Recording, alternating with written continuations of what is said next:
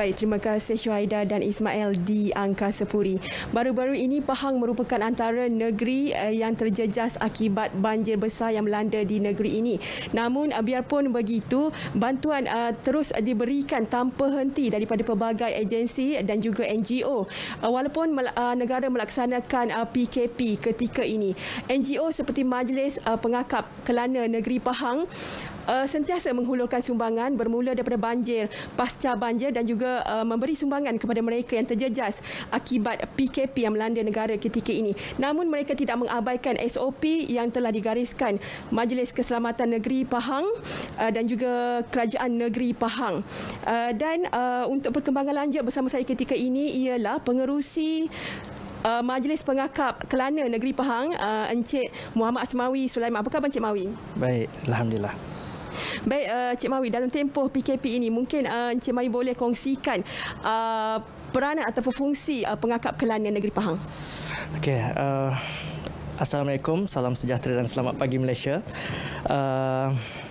Alhamdulillah kami Majlis Pengakap Kelana Negeri Pahang, Majlis Pengakap Kelana Negeri Pahang mengambil beberapa inisiatif dalam mengatasi ataupun dalam pandemik coronavirus ini semasa PKP, Perintah Kawalan Pergerakan 2.0 ini, dengan mengambil inisiatif antaranya adalah kita membuka pusat pengumpulan barangan sumbangan di tengah-tengah Bandar Kuantan, yang mana di lokasinya di bangunan Tourist Information Center berhadapan dengan Pasaraya Kompleks Teruntum, Kuantan, Pahang.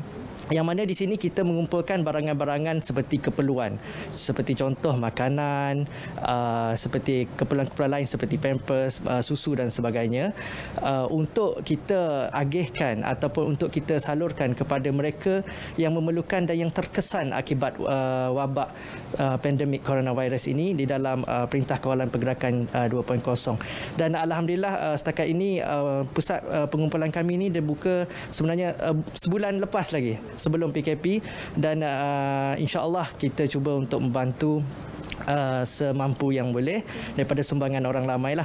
Dan kami juga bersedia sekiranya diperlukan sekali lagi untuk menyediakan perkhidmatan, menyediakan pek keselamatan seperti PPE kepada frontliner untuk digunakan sekiranya diperlukan. Kami bersedia untuk berkhidmat sekali lagi seperti mana kita menjalankan aktiviti ini yang lepas pada PKP pada awal Mac tahun lepas, insya-Allah. Baik, dalam tempoh PKP ini tentunya sukar untuk memberi bantuan. Jadi mungkin Cik Mai boleh kongsikan SOP yang telah pun dipraktiskan oleh Pengakap Kelana Negeri Pahang. Ya, betul. Di dalam suasana pandemik atau PKP ini, pergerakan kita agak terhad.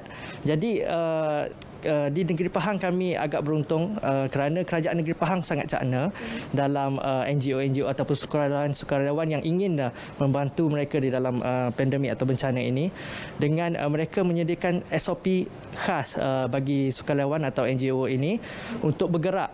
Dan NGO ini perlu menyediakan beberapa dokumen untuk kita teruskan, seperti contoh kita perlu mengisi di dalam satu sistem sistem yang disediakan untuk kita bergerak, dan yang seterusnya kita perlu mendapat kebenaran juga daripada pihak polis, pihak yang berwajib, dan juga tidak lupa kepada daerah-daerah seperti pusat bencana PKOB lah di daerah-daerah. Contohnya kalau kita ingin ke Temeloh atau Maran, kita perlu memohon daripada mereka lah.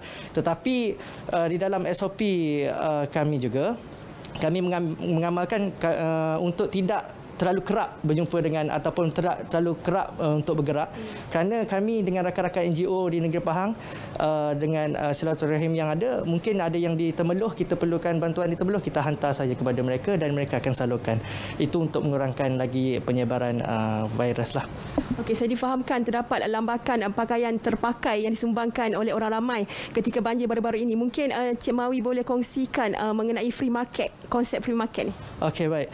Inisiatif atau free market ini sebenarnya diambil oleh kerjasama antara MPK dan juga Pengakap lah, yang mana bila kita lihat kepada bencana banjir yang dialami oleh Negeri Pahang dan negeri-negeri selainnya sebelum ini, kita melihat lambakan pakaian yang terdampar begitu sahaja di tempat-tempat atau di PPS ataupun di pusat-pusat pengumpulan.